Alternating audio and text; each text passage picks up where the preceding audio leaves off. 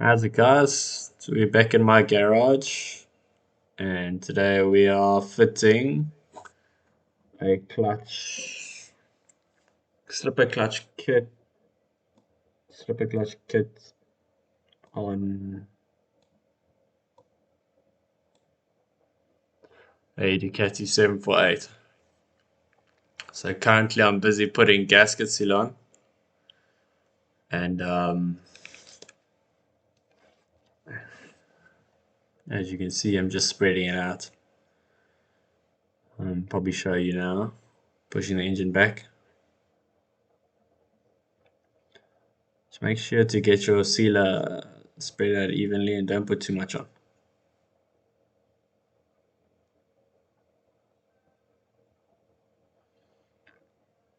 Some camera correction. You'll see I'm about a quarter of the way done at the sealer. Just get it all the way around the cover.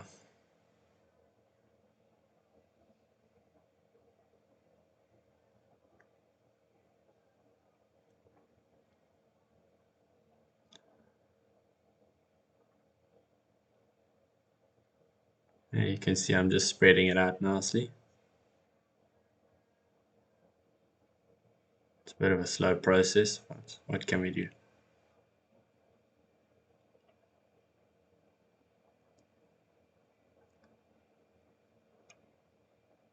The reason I took the cover off is because there was a center bush that I couldn't get off.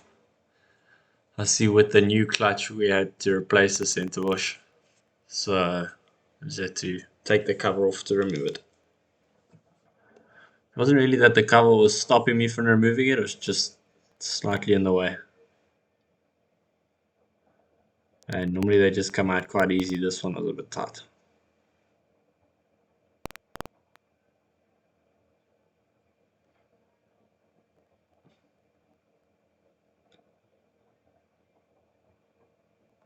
Oops, a little bit over there.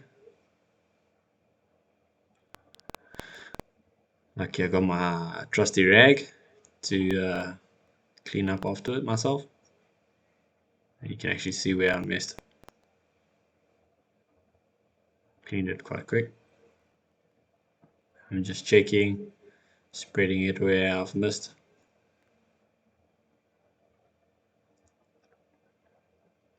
Now we get a little bit of red rubber grease and we oil up the seal. Today I'll be fitting a slipper clutch, actually not the stock clutch. In my opinion, a slipper clutch is a lot better. I don't know if you just saw I pointed at that green O-ring. That is an O-ring for the oil feed, I'm guessing. So don't miss that out, because if you miss that out, you will be having a very bad day. Now I'm putting the cover on.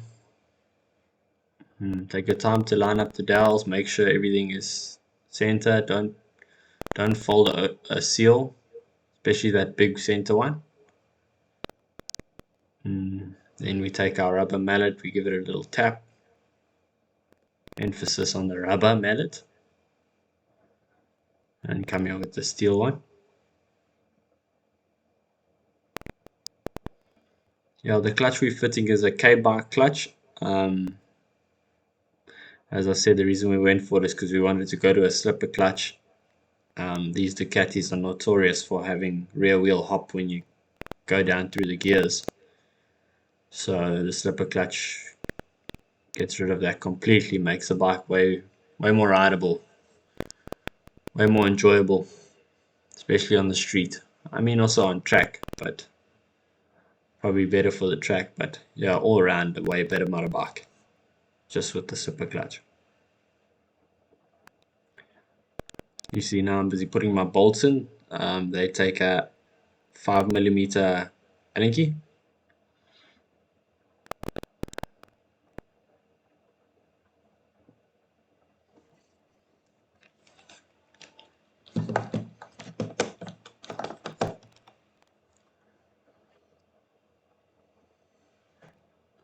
I just got my Allen key. And you'll notice that bolt that I'm screwing in now, I don't have all of them. In reason being is because the clutch has a guard cover that has to go on,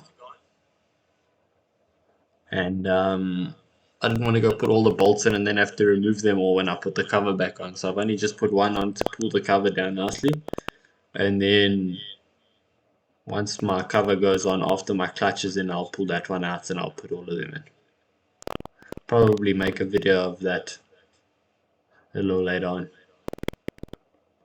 And I'm just screwing all my bolts down, nipping them, not making them tight yet, just to get them all down.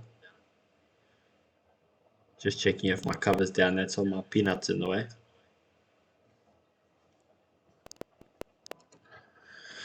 Here we go, nipping them all slowly. It's better to go in a crosshatch pattern. But for me, once I know the cover's down and it's on its dowels, I'm pretty much happy with the way it is. So I'll start nipping. You can actually see it pushing some sealer out there. See, now I'm going around just checking all of them. And please, these bolts don't need to be over tightened. On average, casing bolt is torqued to between 8 and 12 Newton meters, so they're really not that tight.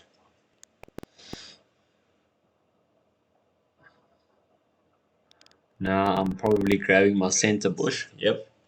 The center bush you'll see has an O-ring in it, and then on the other side it's got a step. So it'll go in O-ring first. You can see I'm actually putting the O-ring in the nice bit of grease, and then you'll see I'll slide it in O-ring first and then the step protruding. You can't really put it in the wrong way, because if you put it in the wrong way it won't fit into the seal in the motor. So yeah, very difficult to get this wrong.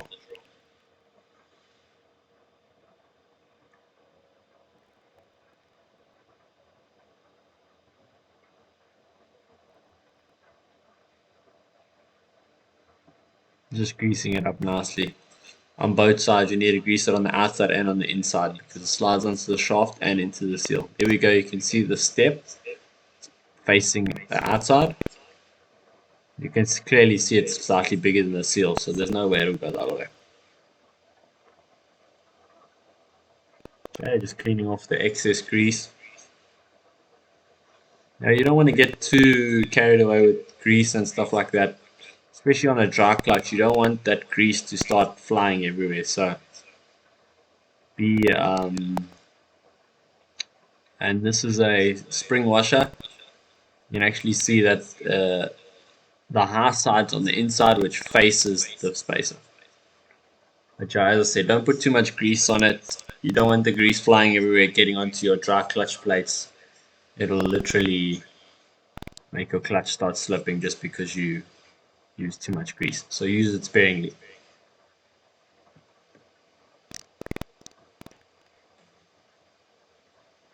Here comes my outer basket. You see I'm lining it up with the holes. And then you have brand new outer basket bolts. They take a 13mm socket, and you need to put some Loctite on them as well. These bolts are also torqued. The torque setting is, I'll have a look now for you. I probably will show it on the torque wrench as well.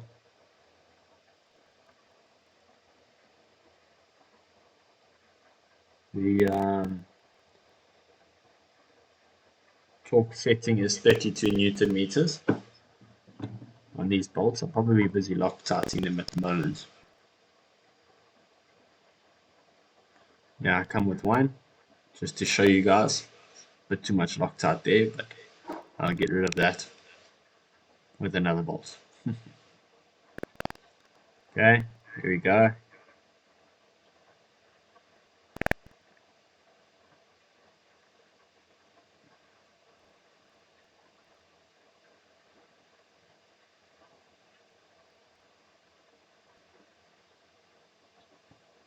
And yeah, just make sure you put a little bit of Loctite on all of them.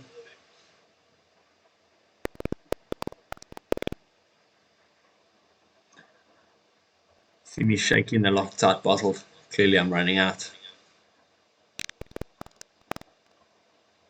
There we go, third one in.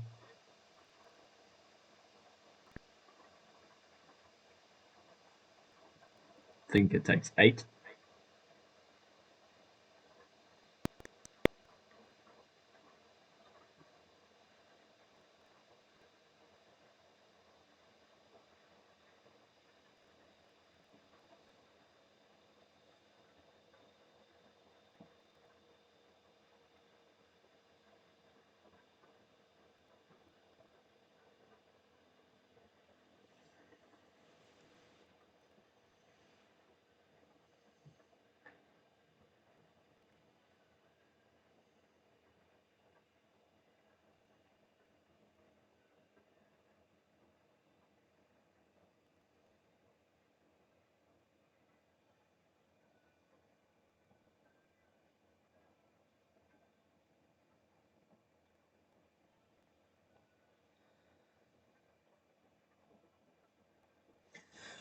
Hey, there we go. You can see I've got all 8 fitted now. Now I'll probably come with my 13 socket and start tightening them down. There you go. Again, by hand first. Get them all down, get them all nipped up. And then after that, come with your torque wrench.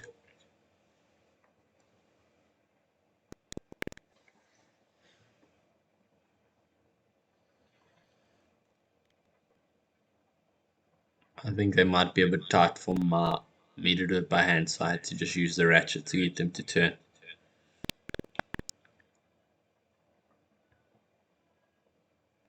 You can see I don't have much force on them. I'm holding it literally not even on the handle. And again, you can see I'm going in sort of a crosshatch pattern. Didn't really do it on the cover, but yeah, on the hub. I've grown some braids.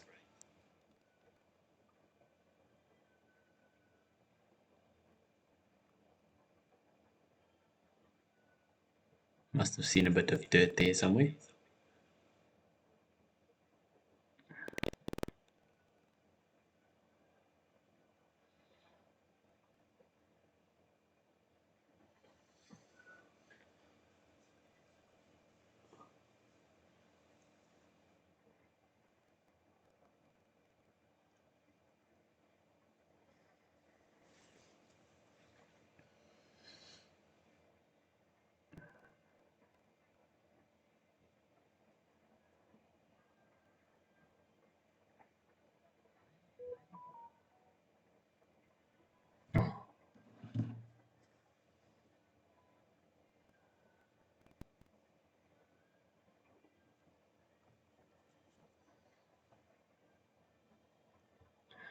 Okay, now I've got them all down.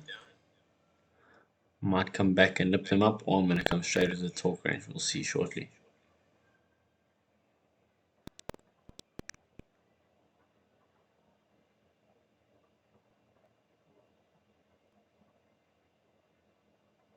Okay, here I am with my torque wrench. Should have my torque settings. It's on 12 currently. Probably going to put it up. Here we go. 32. Now I can start the torque process. What I will be using is a tool that I made just to hold the outer basket. I'll have my assistant come in and just hold it. You can see I'm busy putting it on for him to hold. Just checking which way it's going to fit better. There we go, he's going to grab it. Oops, jumped out.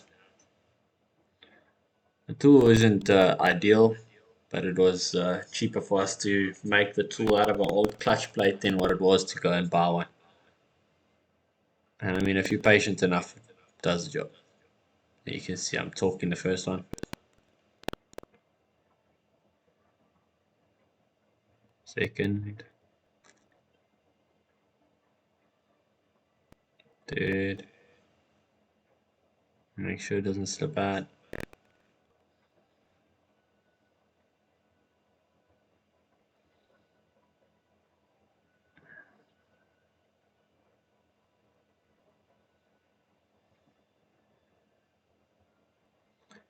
I just turned it down just so that it can push up against the table because the engine's dancing around. It would be ideal if the engine was in the bike, probably make my life a bit easier. But yeah, we're actually busy with a clearance job on it as well, so it's on the bench currently. Could probably make a bracket to bolt it to the bench. Maybe I'll do that in the future. There we go, cross that. You can see I'm going around now. Now I'm just doing them all.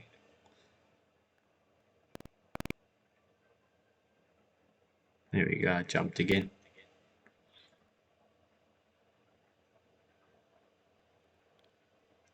You can see it's nice and locked now, that's why I'm being able to torque them so quick.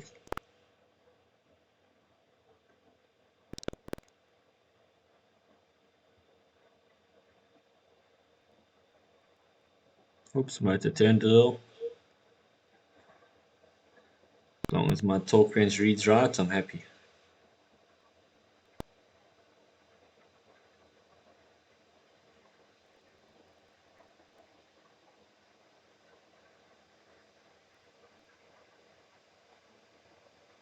You'll notice I do this a few times. It's just to be 100% sure that I've torqued them all and made sure that they're all the same. Because sometimes you'll torque the one side and then you go check the other side and it's changed, you know.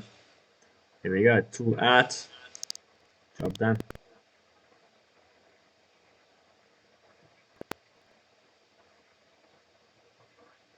Here's my center hub. You can actually see the balls with all the grease.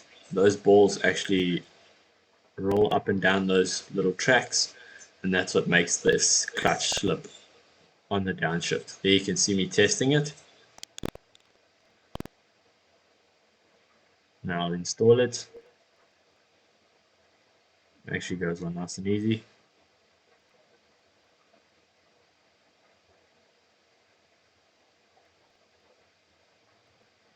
Now you'll notice I'm putting this, what do they call it?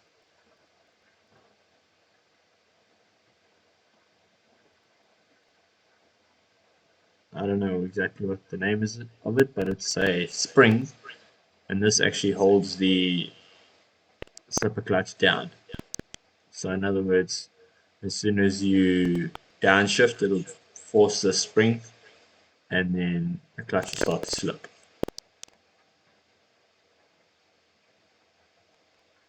Let me just double check.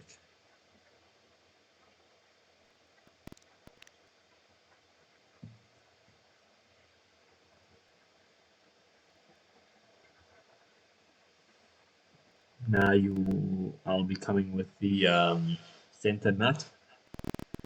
In the kit you'll get two nuts. One is for the newer bikes and one is for the older bikes. I mean, you'll figure that out which one screws onto your shaft. My one took the smaller shaft size. Some guys put a bit of Loctite on this nut. I don't really like to put Loctite on it. The torque is really high, so I just torque it to spec. Some guys don't put Loctite on it. My personal experience, as long as it's torqued to the right spec, you shouldn't have any problems. The torque setting on the center nut is 185 newton meters, which is freaking tight. You'll actually see when we start torquing this up now, we'll have a bit of difficulty trying to keep the engine stable on the table. But we prevailed, we got it right at the end, so that's what's important. And also when things are moving around and stuff, just make sure you check it multiple times. I probably felt this torque about 3 times before I actually said I'm happy with the fact that it's torqued. And the sockets is a 32 millimeter. You actually saw I came to the 30 first and then went to the 32. We're actually learning as we go along here when it comes to socket sizes.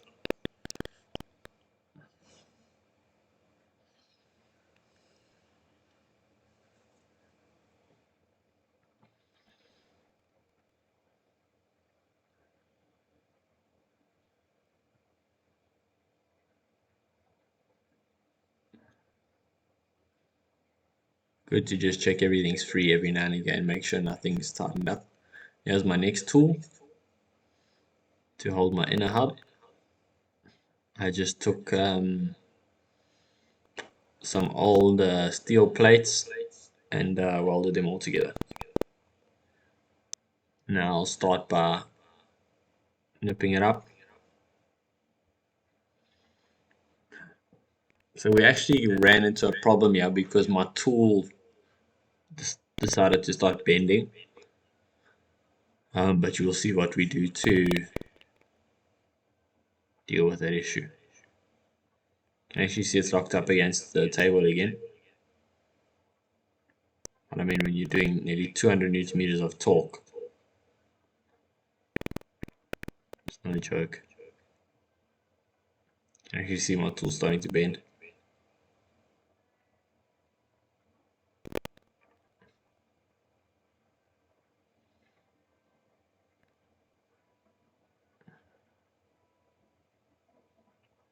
There my tool bends. There we go. Bent the tool.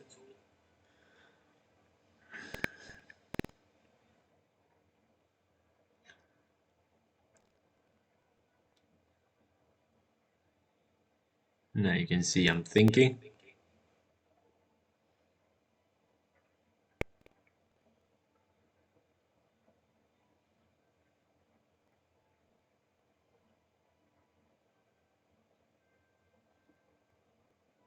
Try just by hand again.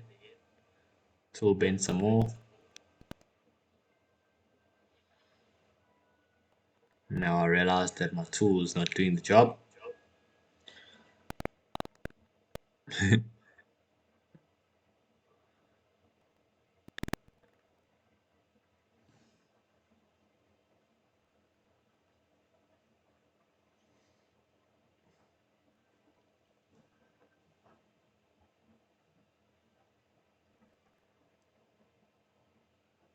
Now I'm busy with the vise, just straightening the tool out. Just grab the handle in the vise and just squashed it to get it all straight again.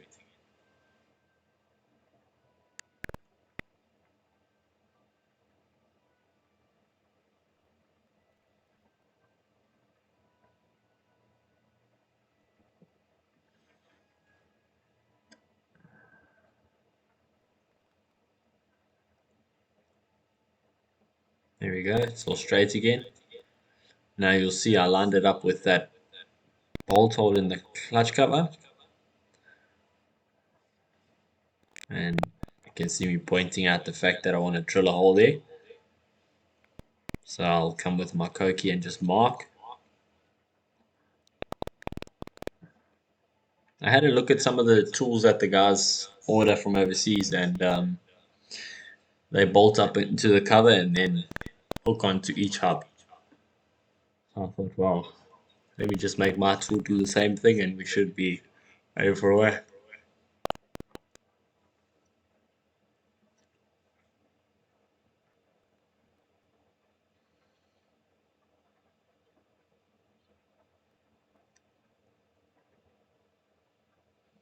Here we go. I'm busy lining it up again. Here's my Koki. You can actually see me trying to just see that it's straight. Here we go. Made my dot.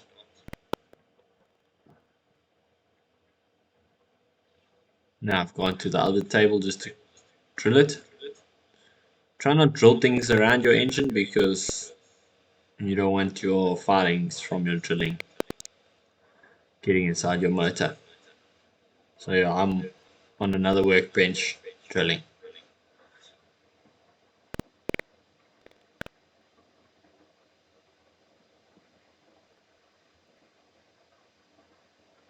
There we go, I'm back. Skipped a little bit, you can actually see the bolts in place now. Holes drilled. Make sure that the bolt is not too short, make sure it screws quite deep into the cover so that you don't have any chance of that bolt pulling out, otherwise you will strip the cover. You can actually see me now trying to get the torque on this thing. It still wasn't easy, even though my tool was locked up perfectly, because the motor started to rock. So I had my assistant holding the head on the other side, trying to keep the motor straight. There you can actually see him holding the tool as well, because I didn't want to put all the force onto the bolt. So we try to hold the tool up as well as the bolt and the engine at the same time.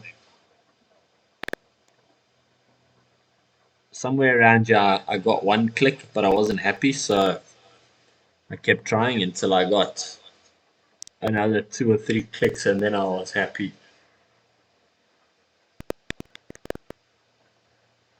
that the nut had stopped turning. You can see that's why I've constantly at it. I don't want to. There we go, another click there. Yeah, I don't want to risk it not being at the right torque.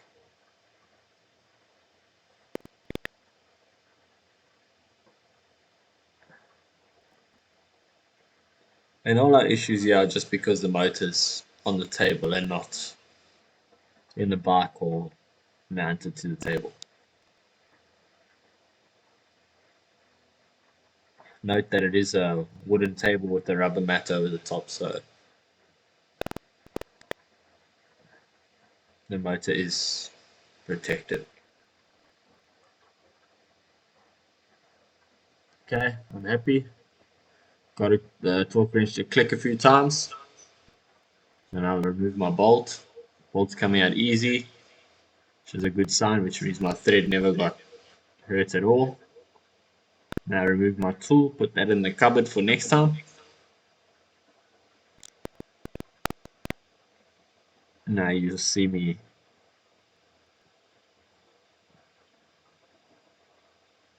first check if everything's turning nicely, all feels good. Turn it to the camera again because of all that dancing around with the engine.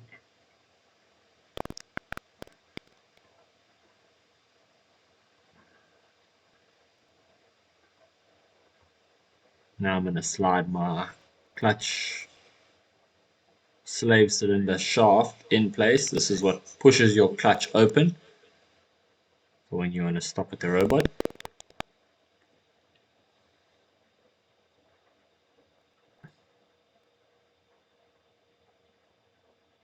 Next thing I'm going to do is probably come with the fiber plate.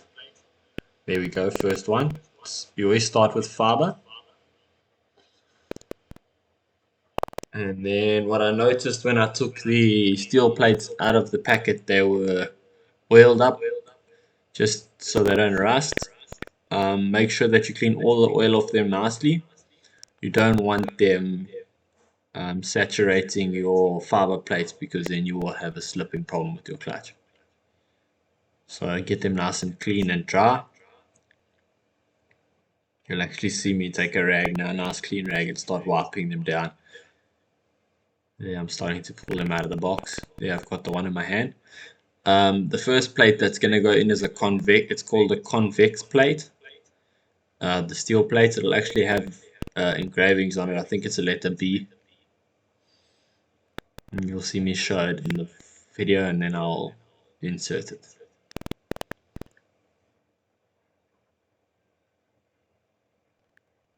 Here you can see us messing around with the packets, and I've actually got my assistant off screen cleaning the plates as well as me, so don't just assume I throw them all in at once. They are being cleaned of all the oil.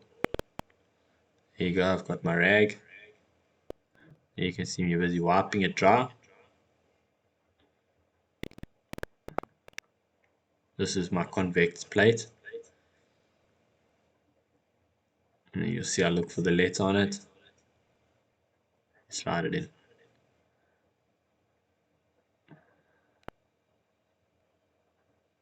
And back to fiber. Then it's steel fiber, steel fiber, steel fiber.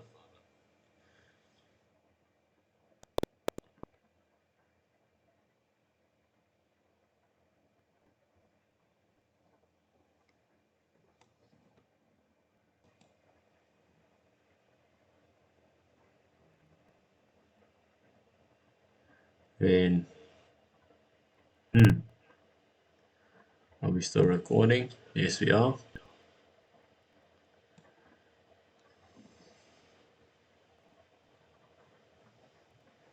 Say something. Hmm.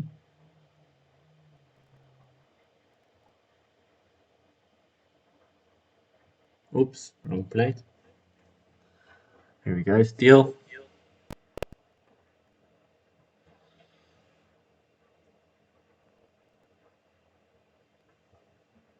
Fiber.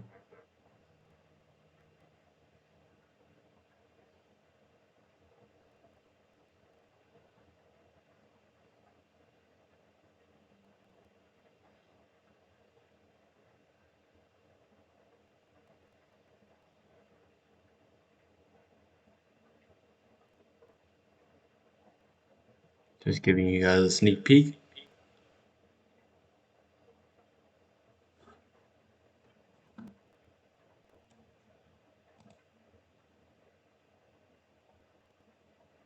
Setting the clutch stack height so that the slipper clutch works properly. So I'm just filling it up with all the plates, making sure they're all clean.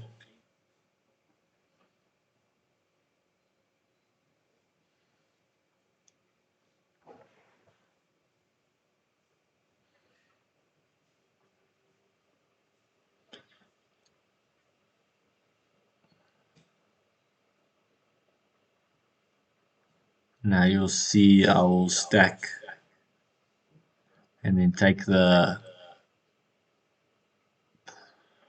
gold hub part and just check the gap.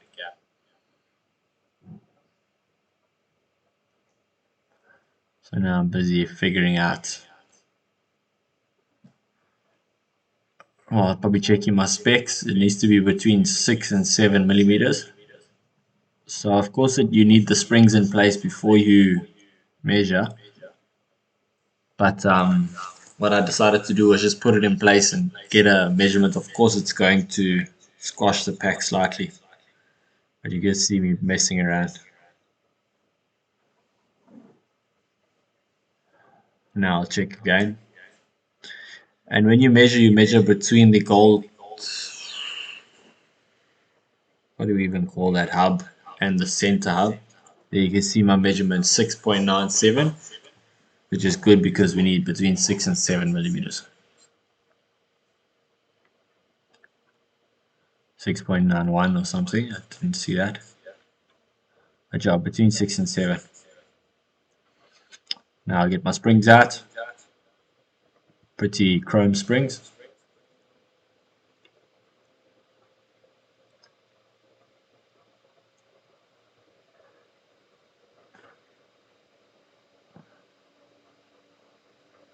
I also noticed when you fit these springs in, you've got to sort of turn the gold hub, line it up so that the springs don't bind on it.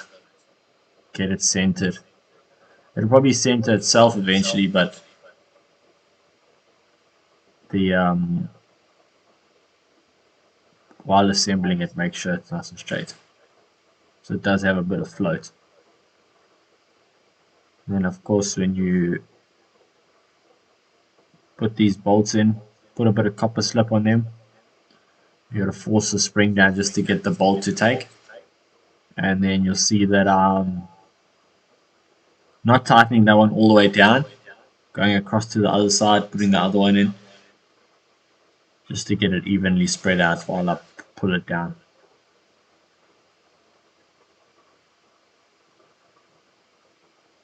I actually did this twice because once I torqued this up, it was slightly too small. I think the measurement ended up at like 5.9.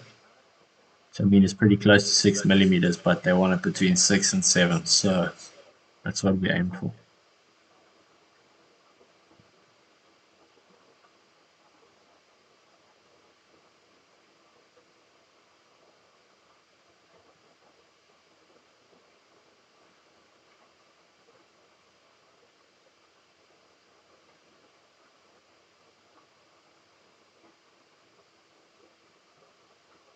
Here we go, got my sixth one.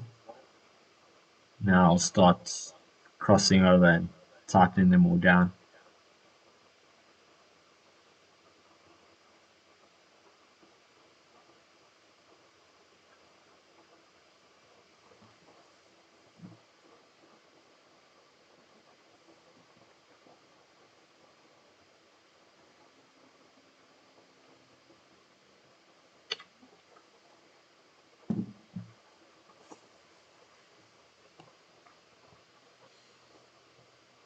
There you can see I'm going from the one bottom left to the one on the top right, then I'm going back to the top, sort of like a triangle.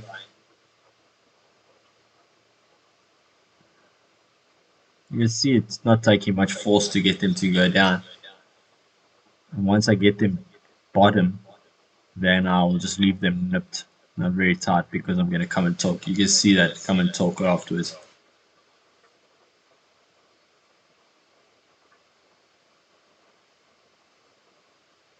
And I'm just pushing my clutch pin in just to make sure that it's all still free. I mean, it should be, but there's nothing wrong with checking.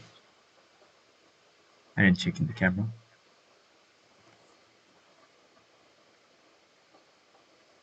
Putting my back to the camera.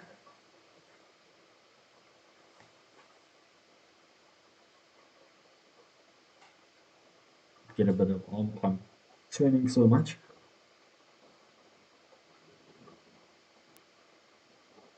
Last one.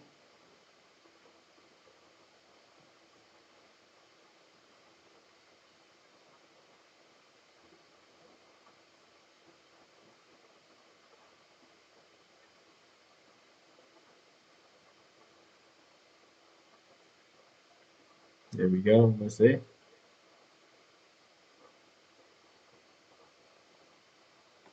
Then I'm just nipping them all. Then I get my torque wrench, set it to 8 Newton meters, all the way down from 32, 8.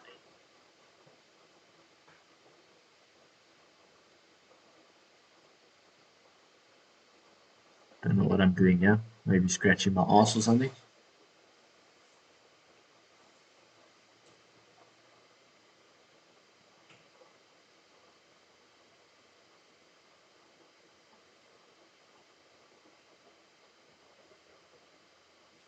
Here we go. First one. Poop. Torqued. My snap-on torque wrench has a green light on it as well as a beep once you get to torque. You'll see it there, green. Let's go again. Oh, we're gonna miss this one. Green. Another thing that's very important is to make sure that your torque wrenches are always calibrated. Got a friend of mine that calibrates my ones.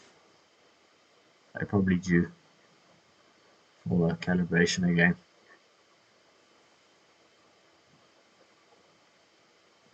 There we go. Now I'm just going around double checking them all.